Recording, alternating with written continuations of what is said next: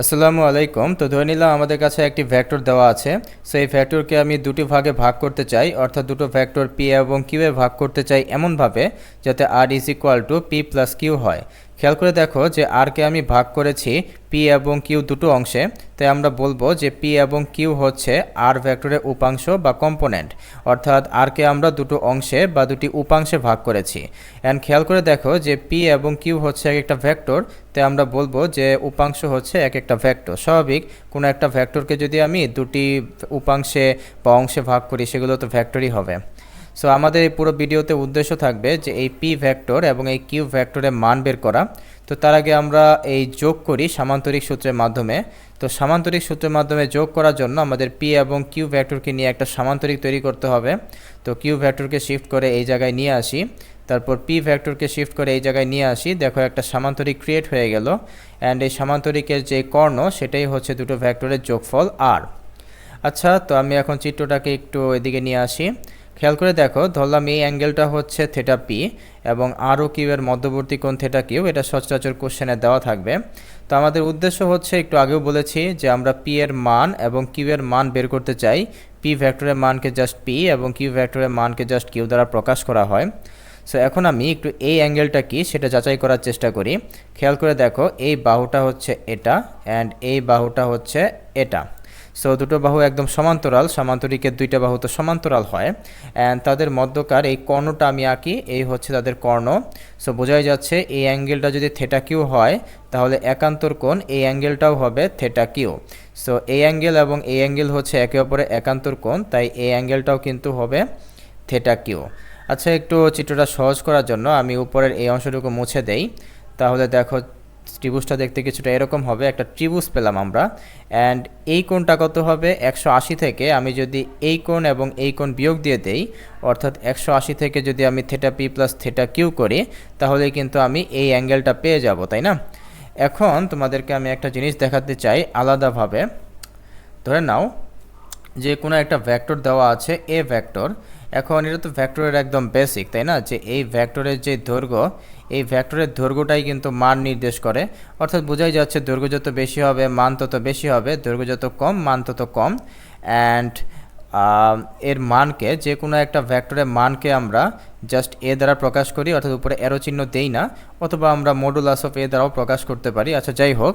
So আমরা যদি somehow এই ভেক্টরটার দৈর্ঘ্য বের করতে পারি তাহলেই কিন্তু আমরা মান পেয়ে যাব, তাই না?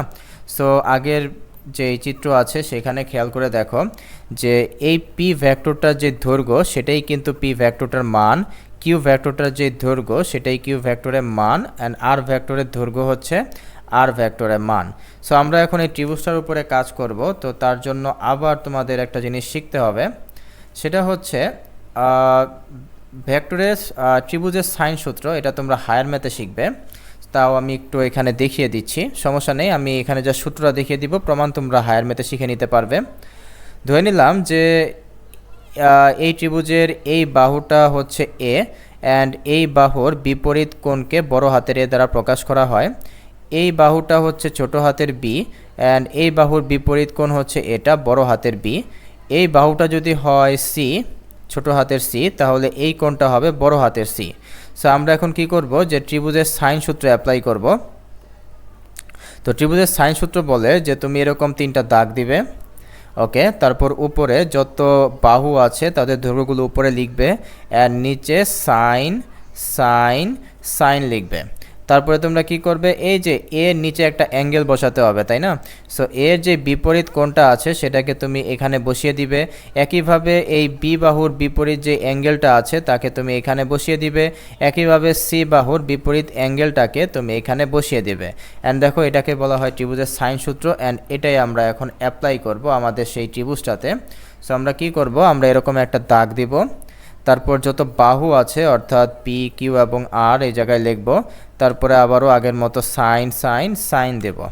তারপর দেখো যে এই যে পি বাহুটা দেখতে পাচ্ছ, এই পি এর বিপরীত বাহু হচ্ছে থেটা কিউ, তাই পি এর নিচে আমরা অ্যাঙ্গেল বসাবো থেটা কিউ। তারপর দেখো এই কিউ যেই বাহুটা আছে তার বিপরীত অ্যাঙ্গেল হচ্ছে থেটা কিউ। সো কিউ এর নিচে, এই কিউ এর নিচে আমরা বসাবো সাইন থেটা কিউ। এবং আর দেখতে পাচ্ছ এই আর এর বিপরীত অ্যাঙ্গেলটা হচ্ছে 180 minus theta P plus theta Q. So ওটাই আমরা আর এর নিচে বসিয়ে দেব অ্যান্ড এভাবে আমরা ত্রিভুজের সাইন সূত্র অ্যাপ্লাই করতে পারলাম। এখন দেখো তো তোমরা ক্লাস 9-10 কি পড়েছিলে যে sine 180 minus theta. 180 minus theta যেহেতু সেকেন্ড কোয়াড্রেন্টে আছে অ্যান্ড আমরা জানি সেকেন্ড কোয়াড্রেন্টের sine positive, so 180 minus theta কিন্তু অ্যাকচুয়ালি সাইন থিটা, তাই না? তাহলে আমরা বলতে পারি যে 180 minus something angle is equal to কত হবে? অবশ্যই ওই সাইন অ্যাঙ্গেলটাই হবে। অ্যান্ড খেয়াল করে দেখো এটাই হচ্ছে আমাদের সূত্র, এই সূত্রটাই আমরা প্রমাণ করতে চাচ্ছিলাম। সো ম্যাথ করার সময় আমরা কোন জিনিসগুলো মাথায় রাখবো সেটা একটু মন দিয়ে শোনো। ধরে নিলাম যে আমাদের কাছে একটি ভেক্টর দেওয়া আছে আর, সেকে আমি দুই ভাগে ভাগ করতে চাই। অ্যান্ড দেখো আমি যেরকম বলেছিলাম এই দুটো অ্যাঙ্গেলও দেওয়া থাকবে, আমাদের জাস্ট বের করতে হবে পি এবং কিউ এই দুটো ভেক্টরের মান। তো আমরা এরকম দাগ দিব, উপরে লিখব পি কিউ আর এবং নিচে লিখব হচ্ছে সাইন সাইন সাইন। আচ্ছা, তারপর কি করতে হবে দেখো, ভালো মতো খেয়াল করে দেখো এই সূত্রটা কীভাবে মুখস্থ রাখতে হয়।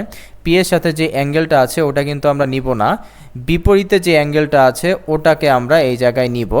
তারপর দেখো কিউ এর সাথে যে অ্যাঙ্গেলটা আছে ওটা আমরা নিব না, বিপরীতে যে অ্যাঙ্গেলটা আছে ওটাকে আমরা কিউ এর নিচে বসাবো।